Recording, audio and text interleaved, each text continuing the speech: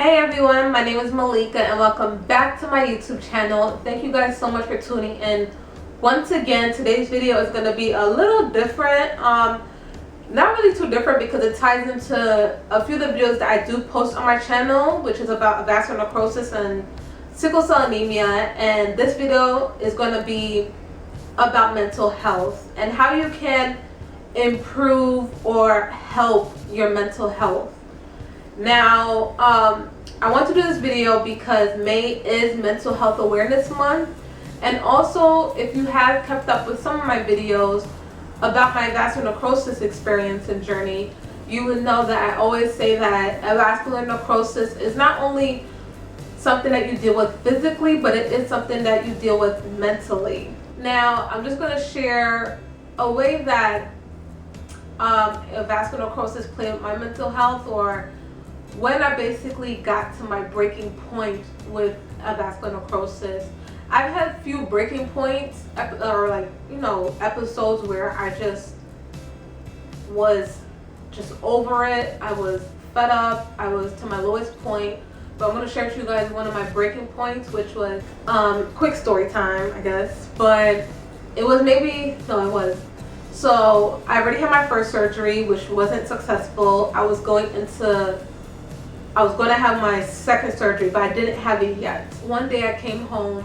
I wasn't working, but I got home. I'm not sure what I was doing that day, if I was running errands, but I had to use the bathroom so bad. I had to go so bad. It's one of those things where you have to go so badly that when you actually get to the bathroom or you see a toilet, you have to go 10 times more, like you're unbuckling your pants before you even, get to the bathroom. It's one of those situations.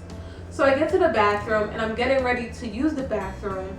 So as I'm trying to sit down on the toilet, I just felt the most excruciating pain ever. Most excruciating pain ever. Now keep in mind, this is not something that I didn't even tell anyone about the situation that happened. The only person that knows about it is Patrick, my husband, because he was involved.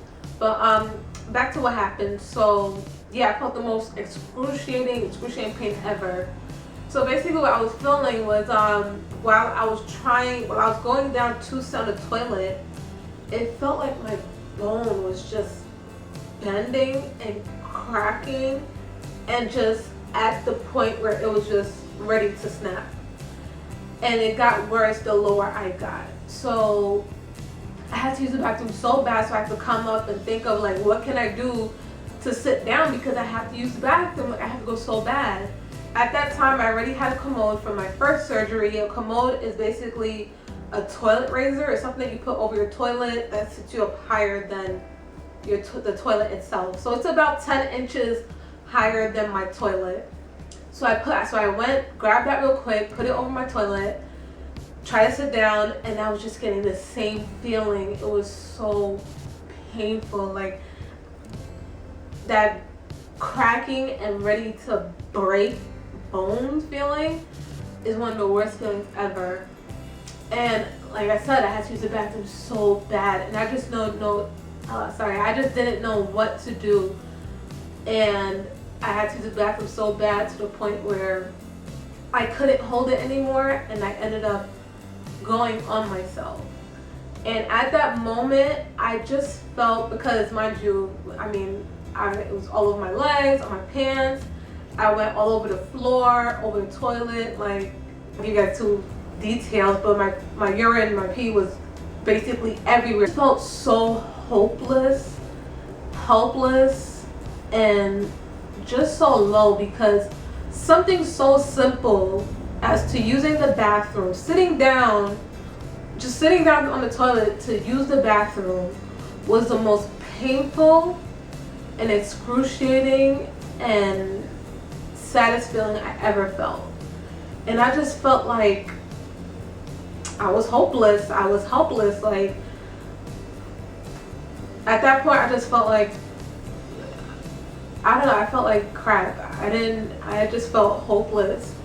And I started crying, and I'm not sure if I called out for Patrick because he was over at that time, and he was in the kitchen, and I'm not sure if I called out for him or he heard me crying, But he came over, and then you know, he just took me and he said, you know, don't worry, it's okay. I'm gonna clean it all up. And you know, I'm so happy that I have his support, and he's always there for me, because he didn't, you know, screw up his face. He didn't turn up his nose at me. He didn't say, oh my gosh, like, ill. He didn't say anything like that. He came, he come out the bathroom so he could clean up the mess, because I couldn't clean up the mess. I couldn't even sit on the toilet. I can't bend down on the floor to, you know, clean up anything.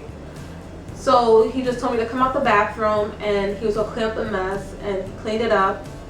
And then I came, and you know, I showered because, you know, I was a mess. At that moment, I just felt so helpless, because something so simple, something that people don't think about, just go to the bathroom, sit down, use the bathroom, you know, wipe, finish. I couldn't even do that. I could not do that. But and it sent me into such a bad place that you know, I was just in a bad place mentally. And mind you, that wasn't even, I didn't even have my second surgery yet. So, you know, going through more things after that and whatnot, you know, my mental health wasn't the best. Like I said, I was just in a low place, and I felt hopeless and helpless and all types of bad feelings. But I just want to let you guys know one of the ways, or one of the things that happened to me because of my vascular necrosis that made me reach my breaking point with that. Also, sickle cell anemia, you know, that alone is hard to deal with, because you're either in and out of the hospital because of a pain crisis or something else. You know, it's always something with sickle cell. And you know, a lot of sickle cell patients do suffer from depression. So all of that going on, it was just a lot on me. So like I said, I'm going to give you guys about 5 tips on how you can improve and help your mental health. So the first tip is to value yourself. Sometimes we can be our own worst critics, and we can really doubt ourselves and whatnot. So we have to learn how to respect ourselves and, you know, just love ourselves. I believe in positive affirmations. So when you wake up in the morning and you feel like maybe you're about to have a bad day, don't keep thinking about having a bad day. Just tell yourself you're going to have a good day. You're going to have a good day. No one's going to stress me out. Just keep repeating that, and sometimes it may happen. So I believe in positive affirmations. Maybe that can work for you. Also, try to find time to do things that you love, whether it's going to movies, little hobbies that you do. You know, if you like taking a walk in the park, or, you know, planting or gardening, try and find a hobby that you love to do and make time for it, because we all owe ourselves to do things that we love. So try to find something that you love to do and spoil yourself with it. I mean, do it once in a while. If it makes you feel good, go ahead and do it. Second way that you can help yourself mentally is to take care of your body. And I'm still kind of learning how to, not really learn how to do this, but I'm still trying to practice this, which is, you know, try to eat right, exercise, you know, get enough sleep. Those things can help your body. You know, get out, try to get fresh air. You know, I always hear people say, or some people say, not everyone, but after they exercise or they get out, they feel a lot better. When they eat right and they're eating properly, they feel better. They don't feel like, you know, if you eat a lot of fast food, you start having heartburn and you feel so bloated. But when you eat properly and you eat the right things, you don't feel like that. You may feel a little more hungry, but overall you'll feel better. You know, getting more sleep, that's something that I need to work on, because my sleeping patterns lately have been off. But getting the right amount of sleep and hours in will help. So take care of your body, and it may improve your mental state. So my next tip is to surround yourself with good people. And when I say that, I mean surround yourself with supportive family members and or friends.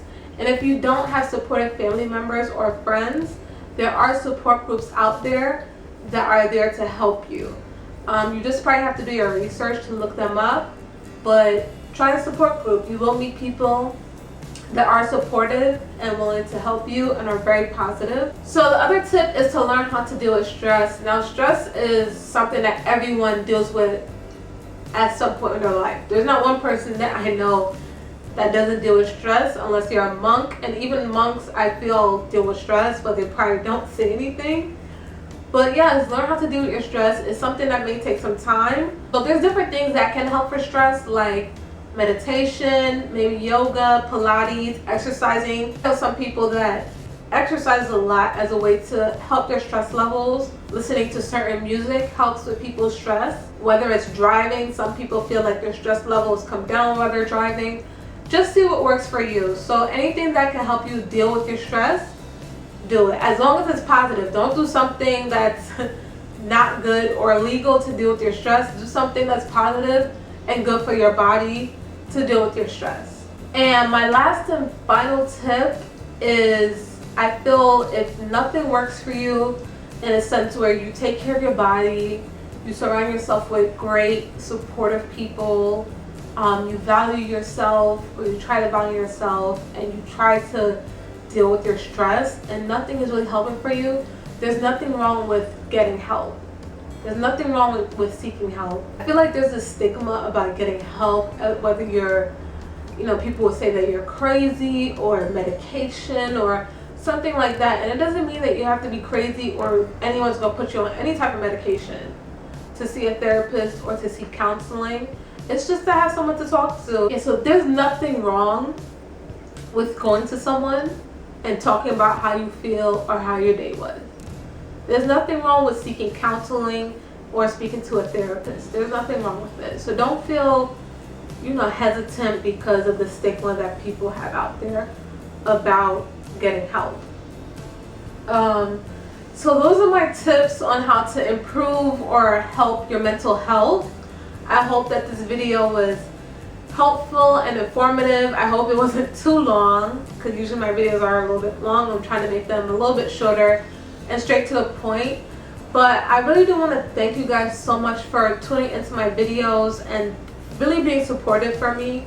I have been seeing you guys comments, and so many people have been reaching out to me, and I really do want to thank you guys because it means a lot to me. I wanted to say thank you so much, so much. So please like this video, comment, subscribe, support, and stay tuned for my next video. Bye.